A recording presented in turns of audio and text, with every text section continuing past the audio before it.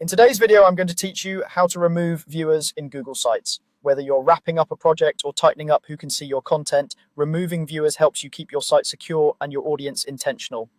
I'll walk you through the process step by step and share a few tips along the way so you feel confident making changes. First, open your site in Google Sites. If you're already signed in, you can go to the Google Sites homepage and select your site from the list, or open it from your Google Drive if that's where you store it. Make sure you're opening the correct site, especially if you manage more than one. Also, quick note, you'll need to be the owner or have permission to manage access to remove viewers. If you don't see the controls I mentioned next, check with your team to confirm your permissions. Once your site is open, look to the top right corner and click Share, the button with the person icon.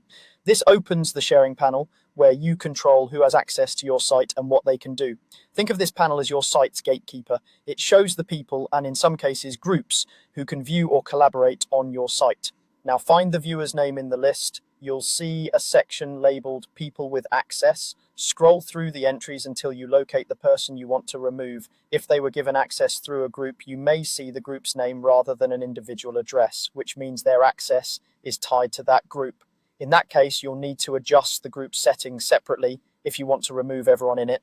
But for individuals listed directly, you can proceed here. When you found the right viewer, click their current role to open the options. To remove them completely, choose Remove. If you're asked to confirm, go ahead and confirm to finalize the change. This immediately revokes their access, so they won't be able to view the site moving forward. If you don't want to remove them entirely, you can change their access instead.